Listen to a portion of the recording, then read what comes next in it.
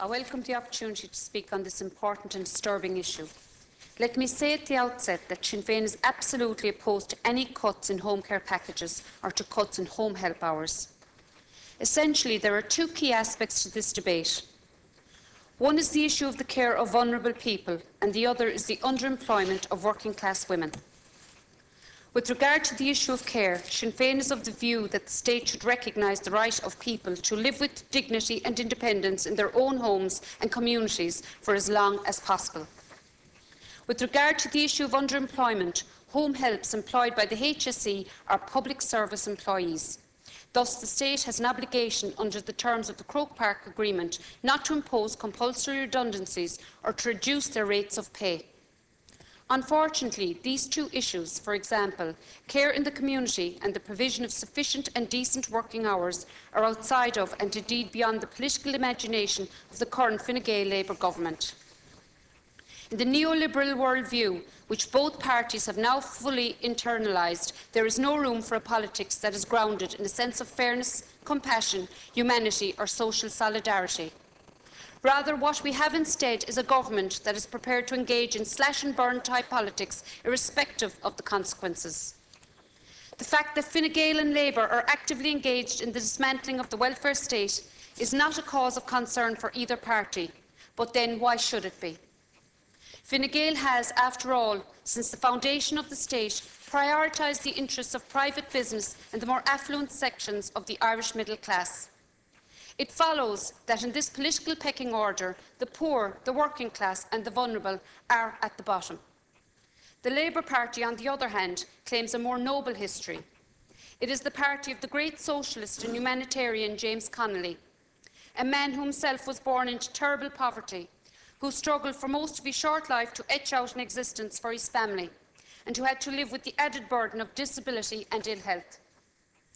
Given such different beginnings, one wonders how we arrived at the current political juncture, where a party that has long history on the right of Irish politics finds itself in power with the party Connolly founded, namely the Labour Party.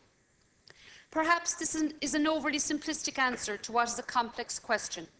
Nonetheless, it is my belief that both groupings have been well and truly seduced by the trappings of power, and that they have been rendered all but redundant by their wholehearted embrace of the cruel and ruthless neoliberal economic policies which they so vigorously defend, week in, week out in the chamber.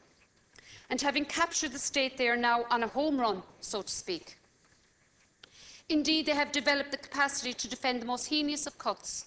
Hidden in a discourse that prioritises the primacy of the market, their cruelty knows no bounds. Their mission, or so the logic goes, is to save Ireland from itself, and in order to do this, the most vulnerable in our society, be they children, the elderly, people with disabilities, the poor or the sick, must be made to pay the price for our supposed national rejuvenation, which will, or so we are told, come about when the Troika, the ECB and the IMF decide we have paid our dues to international financiers and capitalist marketeers. How else are we to make sense of Minister James Riley's turnabout on the issue of home help hours? For example, while in opposition, Minister James Riley criticised the then Minister for Health, Mary Harney's plan to cut home care hours and restrict time spent on certain tasks, stating, "This plan is retrograde and flies in the face of what is clearly value for money."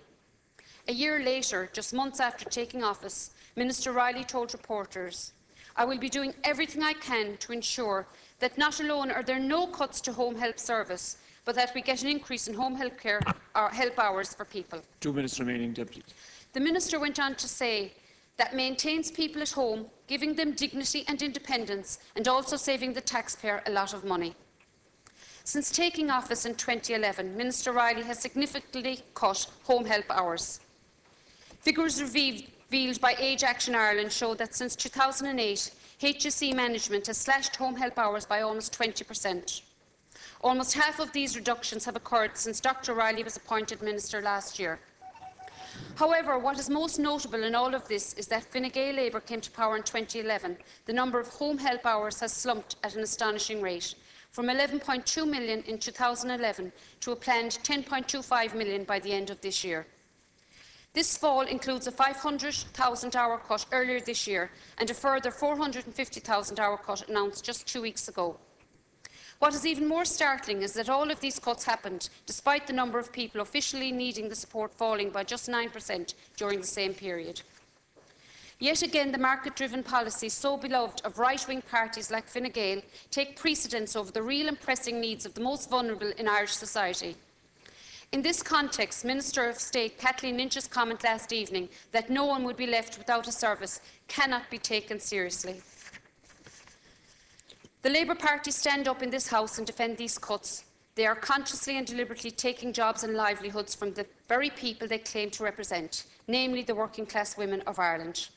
James Connolly would not agree with these cuts, and the party that he founded is no more.